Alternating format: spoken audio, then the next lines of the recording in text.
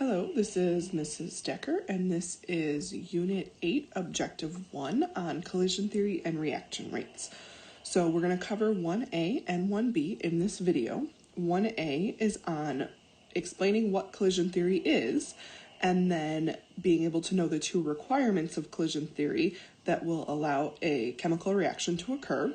And then Objective 1B is on explaining how increasing or decreasing certain factors changes the rate of the reaction using collision theory.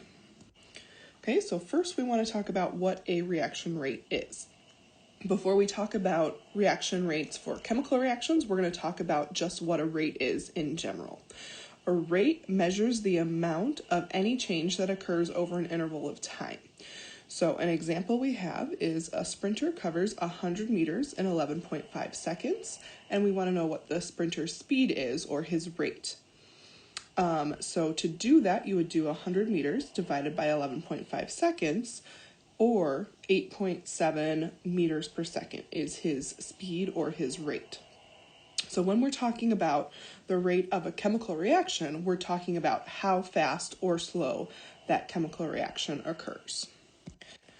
So by this point, we should know that all molecules are in motion no matter what state they are, solid, liquid, or gas.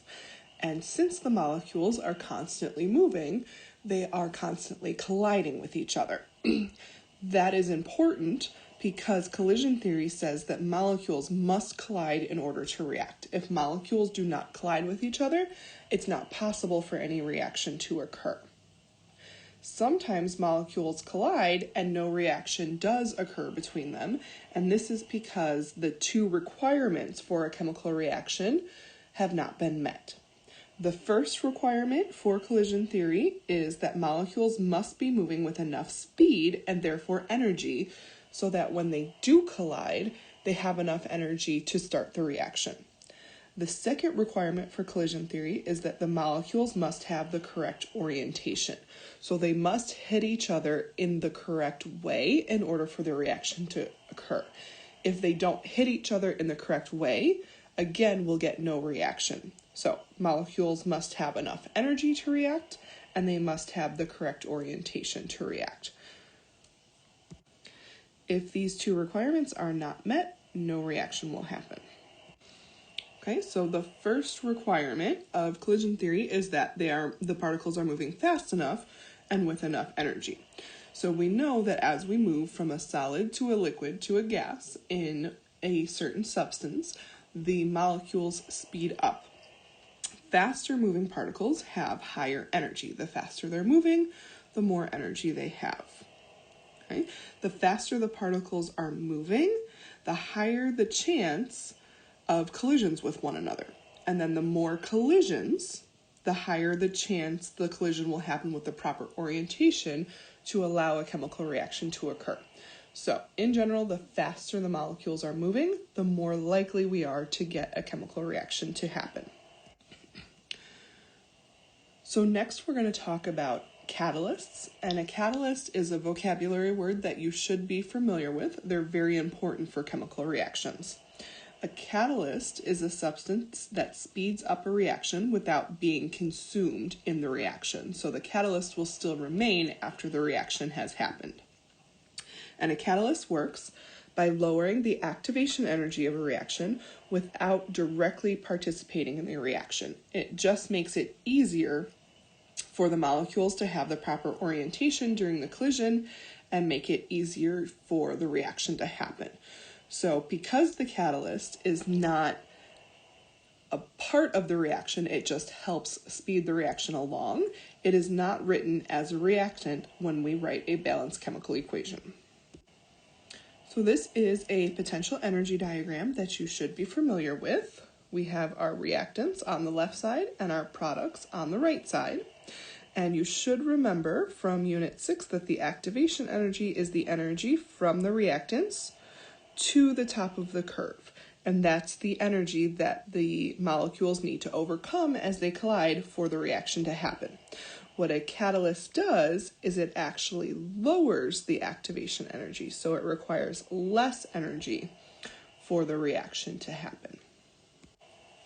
So next we're going to talk about 4 factors that affect the rate of reactions. The first is temperature. In general, increasing the temperature increases the rate of the reaction. This is because when we increase the temperature of something, we are increasing how fast the molecules are moving. When we increase how fast they're moving, we get more collisions, which leads to a faster reaction rate. So if I were to dissolve sugar cubes in water at 3 different temperatures, one at 0 degrees Celsius, one at 50 degrees Celsius, and one at 100 degrees Celsius, the sugar cube in the 100 degrees Celsius water would dissolve faster because the molecules in that temperature water are moving the fastest. The next factor is concentration. Increasing concentration will increase the rate of reaction. That's because if you have a 1 molar substance versus a 5 molar substance, the 5 molar substance has a higher concentration, which means that there are more molecules of the substance in the same amount of volume. So since there are more molecules, they're more likely to collide with each other since they're closer together. So the more collisions, the faster the reaction. So increasing concentrations increases the rate of the reaction. The next factor is particle size. A larger surface area, meaning a smaller particle size, will increase the rate of the reaction. And that's because there's more surfaces on the molecules when they are smaller for the reactions to happen. And then the final factor is a catalyst. Adding a catalyst to the reaction will increase the rate of reaction. Okay, so now that we have gone through all of this, there is a TED Ed video that I would like you to watch on increasing the rate of a chemical reaction. And then there is some practice for you to work on in your packets. Let me know if you need any help.